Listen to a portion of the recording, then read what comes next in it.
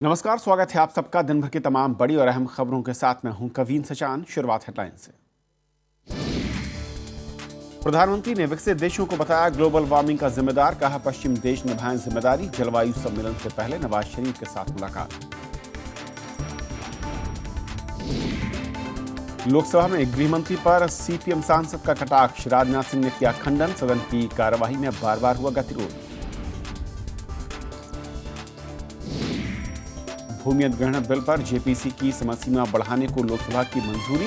वेंकैया नायडू ने कहा रिपोर्ट आने के बाद होगा फैसला। कांग्रेस ने उठाए समिति के वजूद पर ही सवाल। राज्यसभा में मायावती ने की निजी क्षेत्र में आरक्षण की मांग, कहा गरीब अगड़ों को भी मिले आरक्षण। वेंकैया नायडू ने की सहमति की अपील। दिल्ली विधानसभा में जन लोकपाल बिल का मसौदा पेश, सरकार का दावा पुराने ड्राफ्ट में कोई बदलाव नहीं। योगेंद्र यादव और प्रशांत भूषण का विरोध प्रदर्शन।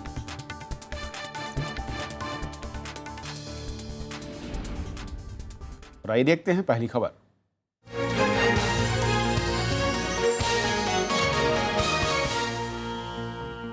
लोकसभा में असहनशीलता के मुद्दे पर हुई बहस में विपक्ष और सरकार के बीच तीखी नोकझोंक हुई। बहस की शुरुआत करने वाले सीपीएम सांसद मोहम्मद सलीम की गृहमंत्री राजनाथ सिंह पर की गई टिप्पणी को सरकार की तरफ से वापस लेने की मांग की गई। इस मसले पर सदन की कार्यवाही कई बार स्थगित करनी पड़ी। सलीम की टिप्पणी वापस न लेने की सूरत में स्पीकर ने से कार्यवाही से बाहर करने का ऐलान किया। देश में बढ़ती असहनशीलता पर बहस की शुरुआत सीपीएम सांसद मोहम्मद सलीम ने की। उन्होंने बीजेपी और केंद्र सरकार पर असहनशीलता को बढ़ावा देने का आरोप लगाया। उन्होंने कहा कि बीजेपी के सांसद ऐसे बयान दे रहे हैं जिनसे देश के सामाजिक ताने बाने को खतरा है। बात ये थी कि जो फ्रिंज में हमारे हैं, प्रांत में हैं, गरीब, दलित, आदिवासी, पिछड़ा, अपाहिज, उनको हम किस तरह से मेन स्ट्रीम में ले आए। आजादी के बाद तो यही सबसे बड़ा सोच, हमारा संविधान तो ये निर्देश दिया हमें, हम उसे मुख्य धारा में ले आएंगे। ये कहां से फ्रिंज एलिमेंट्स नया तैयार हो गया। मोहम्मद सलीम ने एक अंग्रेजी पत्रिका में रिपोर्ट का उल्लेख करते हुए गृह मंत्री राजनाथ सिंह पर गंभीर आरोप लगाए। सरकार की तरफ से मोहम्मद सलीम के आरोप पर सख्त आपत्ति दर्ज की गई। इस मसले पर कई बार सदन की कार्यवाही स्थगित हुई, लेकिन मोहम्मद सलीम ने जब अपनी बात वापस लेने से मना कर दिया तो स्पीकर ने इसे कार्यवाही से बाहर करने की व्यवस्था दी। After due consideration, I find that the statements by Sri Mohammad Salim have been made without giving advance notice. Therefore, the remarks of Sri Mohammad Salim shall not form part of the proceedings. Congress की तरफ से बहस में हिस्सा लेते हुए केसी वेणुगोपाल ने भी असहनशीलता के मसले पर प्रधानमंत्री नरेंद्र मोदी पर चुप्पी साधने का आरोप लगाया। There is an unprecedented attack on people's fundamental right to live, right to eat, right to think. BJP सांसद मीनाक्षी लेखी ने कहा कि कानून व्यवस्था राज्यों का विषय है। क्या इस देश में जो भाषण देते हैं नेशनल इंटीग्रेशन का, वो पूछेंगे नहीं अपने ऑफिस बेयरर से या एमएलए से कि आपके सामने जब खालिस्तान की मांग की गई तो आप वहां बैठे क्यों रहे और आपने उस जलसे में पार्टिसिपेट कैसे किया? इस देश ने खून देखा है, बहुत लोगों के बलिदान के बाद ये देश और ये आजादी हमें मिली है। चर्चा मंगलवार को भी जारी रहेगी। बहस का जवाब सरकार की तरफ से गृह मंत्री राजनाथ सिंह देंगे।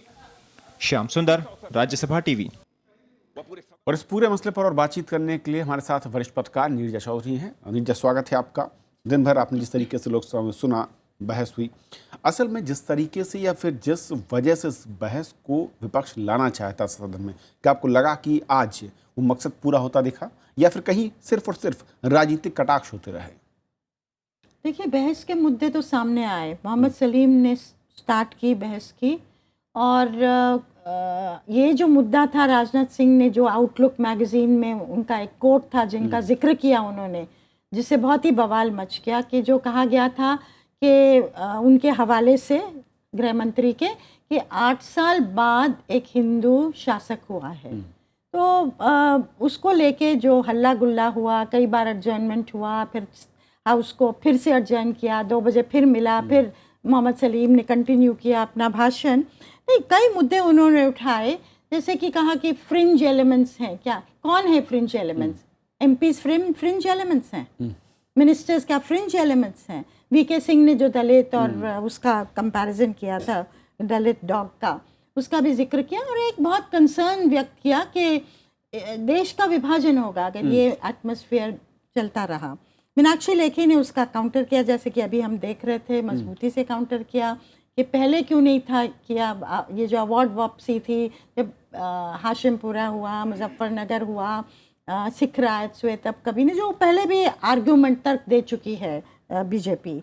और ये भी कहा कि प्रेस कोड कांग्रेस जब लाई थी उनकी इंटॉलरेंस का जिक्र किया।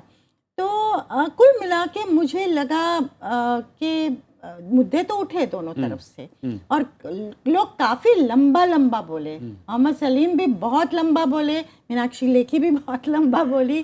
तो अब एक और दिन है इस चर्चा को और देखा जाएगा कि क्या सामने आता है।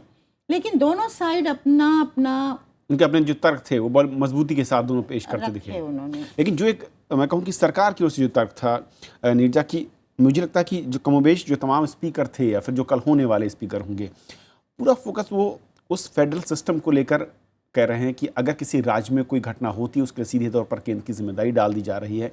और अब तो बात मैं आज देख रहा था कि इस पर भी हो रहा है कि किस राज्य में किसकी सरकार है और वो सरकारें दोषी हैं, आप उसको दोष नहीं दे रहे हैं। असल में ये जो एक स्टैंड है, ये जो आर्गूमेंट है, ये कितना आपको लगता है कि इस पूरे मसले पर मजबूत कर पाएगा पक्ष को सरकार के? देखिए, ये टेक्निकल आर्ग्यूमेंट लीजिए आप, सिर्फ कि लॉ एंड ऑर्डर किसकी जिम्मेवारी है, टेक्निकली सही है ये कि अगर दादरी होता है तो यूपी सरकार की जिम्मेवारी है उन लोगों को पकड़ना जो दोषी हैं, वो अपने में सही है। लेकिन दादरी का होना एक एटमॉस्फेयर क्रिएट किया गया है कि जिसकी वजह से दादरी हुआ है कि एक शक पे कि किसी ने अपने घर में गौ मांस रखा है, आप जाके उसको कत्ल कर देते हैं। तो ये तो एक ओवरऑल एटमॉस्फेयर से जुड़ी हुई बात है और उसको अगर बढ़ावा केंद्र के मंत्री, रूलिंग पार्टी के एमपीज, कुछ एमपीज देते हैं जिनके खिलाफ कोई एक्शन नहीं होता है, मतलब वो बोलते जा रहे हैं, प्रधानमंत्री कुछ भी बोले, वो अपना एक अलग राग है उनका और वो अलाउ किया जा रहा है। तो एक वो एटमॉस्फेयर क्रिएट हो रहा है, कौन कर रहा है, किसकी शय है उनको, ये तो चिंता का विषय है ही। और मुझे लगता है वो सिर्फ छोटे दायरे में टेक्निकली कि लॉ एंड ऑर्डर स्टेट का मामला है उसमें नहीं देख सकते हैं, उससे बड़ा सवाल है जिसको पक्ष और सरकार को एड्रेस करना पड़ेगा। और जिस तरीके से हमने देखा था कि जब संविधान पर बहस हो रही थी, प्रधानमंत्री ने जिस तरीके से मैं कहूँगी विपक्ष के तमाम आरोप जो थे उनको दरकिनार किया था, कोई तंज नहीं था और सीधे सहमति पर आ गए थे, एक नए तरीके का स्टैंड दिख रहा था। इस पूरी बहस में क्या कल आपको उम्मीद दिख रही, कुछ उसी तरह के प्रदर्शन की उम्मीद होनी चाहिए? होनी तो चाहिए। प्रधानमंत्री का भाषण जो था वो बहुत ही अच्छा भाषण था, बहुत अहम मुद्दे थे, एक कंसेंसस की अप्रोच थी, नरमी थी, रीच आउट था, आइडिया ऑफ इंडिया, मतलब जिस तरह से वो हर मुद्दे पे बोले, बहुत ही अच्छा भाषण था वो उनका। पर यह है कि उसको कैसे ट्रांसलेट करेंगे अब एक्शन में। अगर प्रधानमंत्री वो इस तरह से बड़ी स्वीप्स देते हैं, स्टेट्समैन लाइक आते हैं, वो बहुत ही अच्छी चीज़ है। मतलब वो देश के मुखिया, उनको लीड करना है, फ्रॉम द फ्रंट लीड करना है। लेकिन रीअश्योरिंग तो तब होगा जब आपके फुट सोल्जर्स भी उसी को फॉलो करते हैं। अगर फुट सोल्जर्स इधर जा रहे हैं, प्रधानमंत्री इधर जा रहे हैं और प्रधानमंत्री उनको काबू में नहीं रख पा रहे हैं, तो सवाल खड़े हो जाते हैं। क्योंकि नरेंद्र मोदी कोई कमज़ोर प्रधानमंत्री नहीं माने जा रहे हैं कि जिनकी चलेगी नहीं।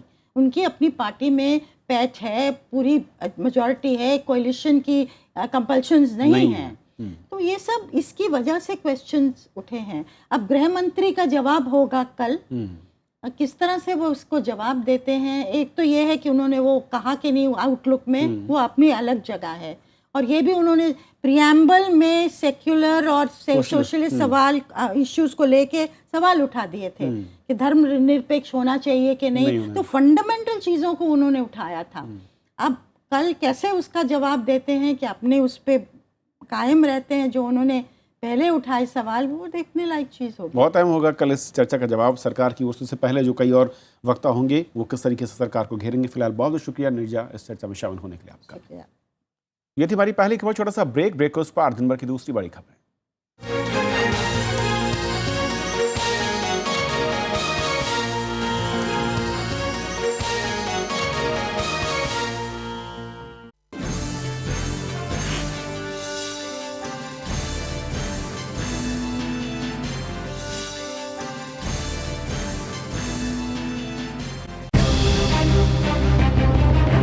भारत में दूध उत्पादन, कितनी खपत, कितने संसाधन, श्वेत क्रांति की कहानी। दूध में कितना दूध, कितना पानी। देखिए RSTV विशेष दूध उत्पादन शाम 7:30 बजे।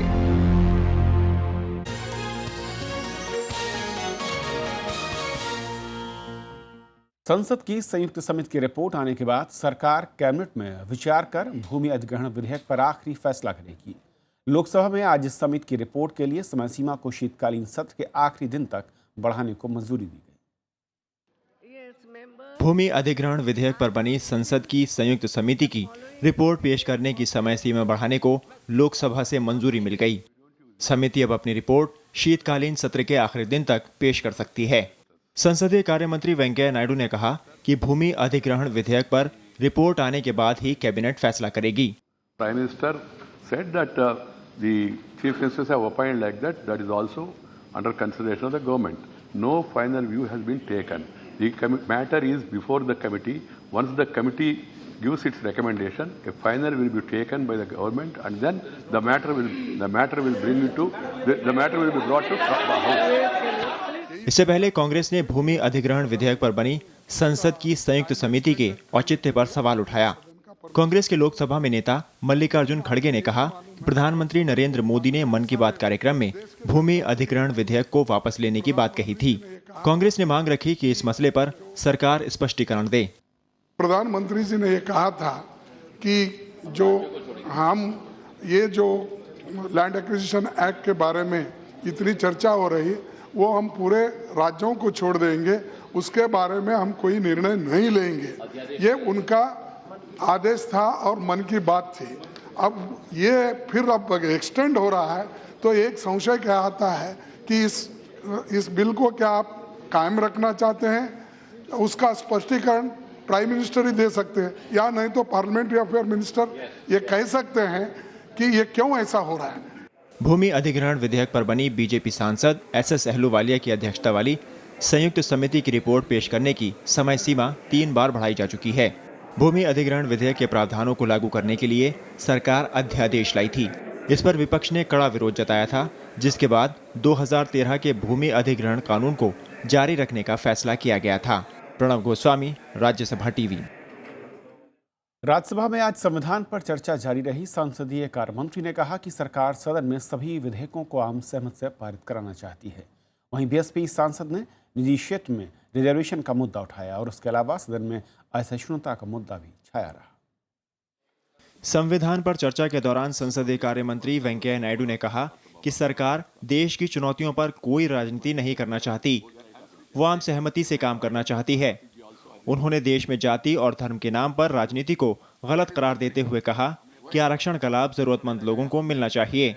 वेंकैया नायडू ने महिला आरक्षण विधेयक को पारित कराने पर जोर दिया। All parties on the face of it, on record, everybody is in favor of women reservation, but it's not happening. Why people should explain now? If I say that why it has not happened in 10 years, then the debate will be 10 years you have not done. Then you will say that you were there during earlier Vajpayee's regime, you have not done it. चर्चा के दौरान BSP सांसद मायावती ने आरक्षण का मुद्दा उठाया। उन्होंने अगड़ी जातियों के गरीबों और निजी क्षेत्र में आरक्षण की हिमायत की। साथ ही जाति के आधार पर पदोन्नति की भी बात कही। मायावती ने हरियाणा में दलित महिला IPS के तबादले का मुद्दा भी उठाया। यदि प्रधानमंत्री बाबा साहब की 125वीं जयंती के मौके पर भारतीय संविधान के प्रति अपनी सच्ची प्रतिबद्धता दिखाते हुए कि देश में दलित एवं कमजोर तबकों को प्राइवेट सेक्टर, व अन्य जिन भी क्षेत्रों में इन्हें अभी तक भी आरक्षण की सुविधा उपलब्ध नहीं हुई है, तो उसे वर्तमान केंद्र की सरकार ने इनकी 125वीं जयंती के मौके पर अब इसे देने का फैसला लिया है। इसका माननीय प्रधानमंत्री जी ऐलान करते तो ज़्यादा अच्छा होता। टीडीपी सांसद वाईएस चौधरी ने सदन में असहिष्णुता का मुद्दा उठाया। उन्होंने संविधान को सर्वोपरि बताया। वहीं एनसीपी सांसद प्रफुल्ल पटेल ने बाबा साहेब को सामाजिक सुधारक के साथ साथ आर्थिक सुधारक भी बताया। जब भी बात की डॉक्टर अंबेडकर की तो सिर्फ घटना के शिल्पकार, सोशल रिफॉर्मर, खुशी की बात है, वो तो है ही, वो थे, लेकिन साथ साथ में उन्होंने इस देश को भी काफी इकोनॉमिक डायरेक्शन और विजन देने का काम किया। All the states are expected to have the same justice, and both the houses, Parliament is the supreme, and Parliament is expected to give the justice to all the states of this country. INLD सांसद राम कुमार कश्यप ने संविधान की विशेषताओं का जिक्र किया। वहीं कांग्रेस सांसद अश्विनी कुमार ने समय के अनुसार संविधान में सुधार की बात कही। विचारधारा की बात हो, कोऑपरेटिव मूवमेंट को सशक्त करने की बात हो, हमारी बहनों को पॉलिटिकल शक्ति देने की बात हो, और यह directive principles of state policy जो हमारी समाज की बुनियाद है, जिस पर बाबा साहब भीमराव अंबेडकर ने कहा था कि political democracy can only be premised on a strong foundation of social democracy, चाहे उसकी बात हो। ये समय समय पर हमने संविधान में संशोधन किए और ठीक किए, और आगे भी अगर करने की जरूरत होगी तो करने होंगे, क्योंकि लोगों के लिए संविधान बनते हैं, संविधान लोगों के लिए नहीं बनते। डॉक्टर अंबेडकर ने कहा था, यह संविधान प्रत्यक्ष व्यवहार में लाने योग्य है, लचीला है, साथ ही शांति के दिनों या युद्ध काल में देश की एकता को एक सूत्र में बांध रखने के लिए अत्यंत प्रभावशाली और सक्षम है। बीजेडी सांसद भूपेंद्र सिंह के अलावा सदन में कई और सांसदों ने अपने विचार व्यक्त किए। प्रधानमंत्री जी और इस सरकार से कहना चाहूंगा कि क्या हमारे शिक्षा व्यवस्था में, एजुकेशन सिलेबस में हम इस बात को एक ओथ टेकिंग के हिसाब से प्रत्येक छात्र को ये कहना पड़े, जैसा मैं अपना परिचय यहाँ देता हूँ कि मुझे फक्र है कि मैं भारत माँ की गोद में पैदा हुआ, मैं भारत देश में पैदा हुआ। संसद में शीतकालीन सत्र के पहले 2 दिनों को बाबा साहेब भीमराव अंबेडकर को समर्पित किया गया है। ये 2 दिन संसद में संविधान पर चर्चा के लिए रखे गए हैं, लेकिन नागालैंड से राज्यसभा सांसद खेकीहो जिमोमी के निधन की वजह से राज्यसभा की कार्यवाही गुरुवार को स्थगित करनी पड़ी थी। कृति मिश्रा के साथ विशाल दहिया, राज्यसभा टीवी। असहिष्णुता के मुद्दे पर भारतीय युवक कांग्रेस ने आज संसद का घेराव किया है। इस विरोध प्रदर्शन में हजारों की संख्या में कार्यकर्ता शामिल हुए। इन लोगों ने केंद्र सरकार की नीतियों का विरोध किया। असहिष्णुता के मामले पर कांग्रेस एक तरफ जहां संसद के अंदर सरकार को घेरने की कोशिश कर रही है, तो वहीं भारतीय युवक कांग्रेस ने संसद के बाहर विरोध प्रदर्शन किया। अगर जनता चाहती है कि इस देश में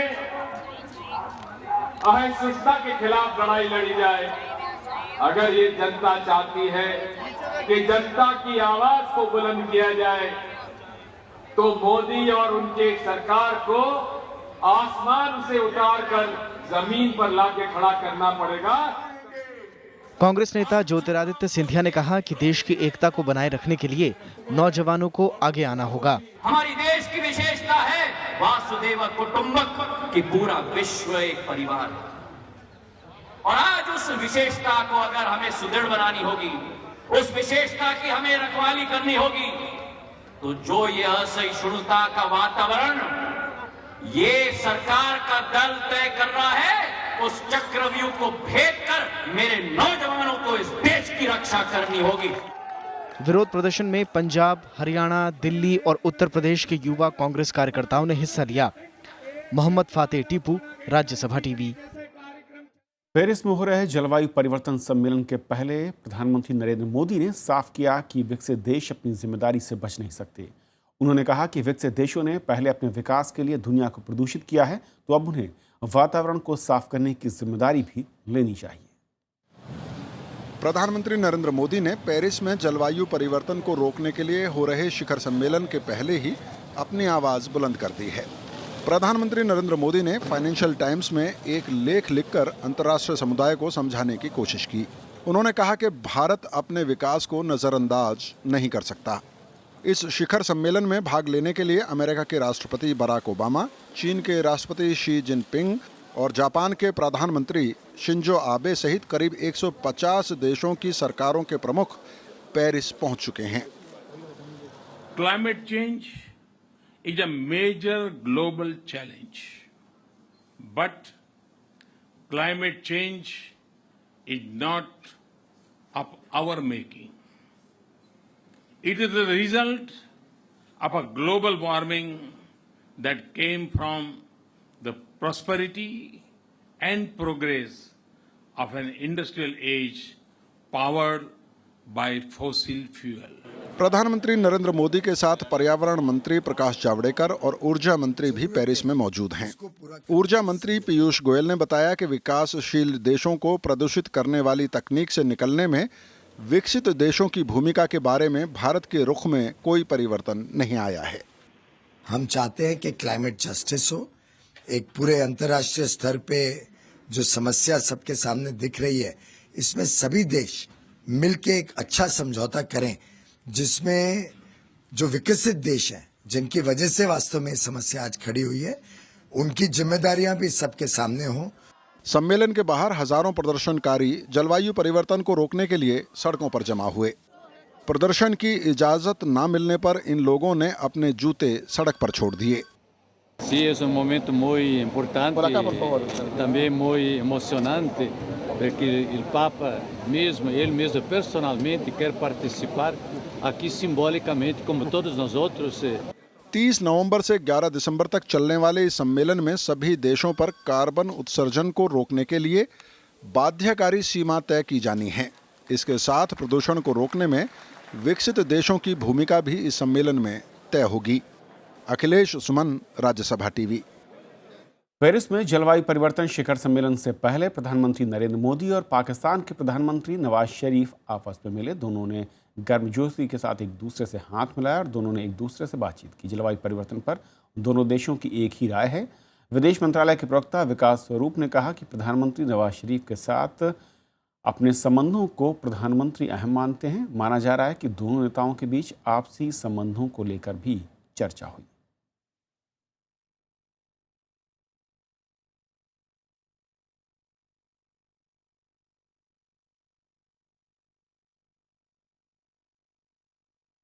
दिल्ली सरकार ने आज जन लोकपाल ड्राफ्ट को सदन में पेश कर दिया। डिप्टी सीएम मनीष सिसोदिया ने आज इसे सदन में पेश किया। हालांकि विधानसभा के बाहर आम आदमी के पूर्व नेता योगेंद्र यादव और प्रशांत भूषण ने इसका विरोध जरूर किया। तो आखिर में इसी रिपोर्ट के साथ छोड़े जाते हैं। नमस्कार। विपक्ष की गैर मौजूदगी में आज डिप्टी सीएम मनीष सिसोदिया ने चर्चित जन लोकपाल मसौदे को पेश किया।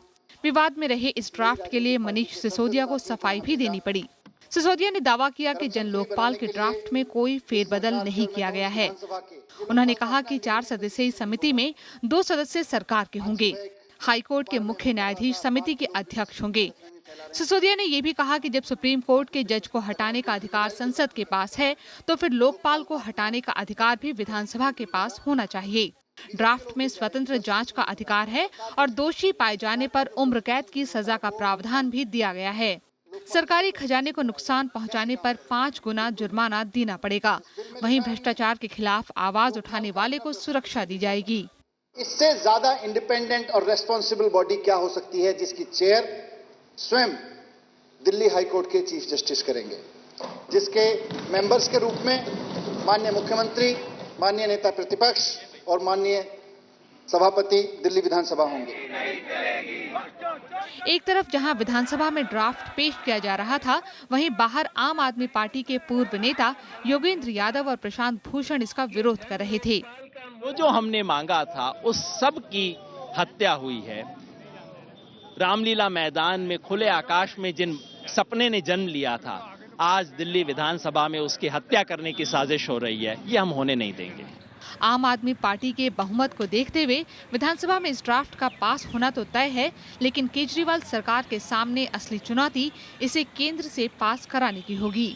सत्ता समीकरण किस कदर बदलती है, इसका जीता जागता उदाहरण केजरीवाल सरकार का जन लोकपाल बिल है।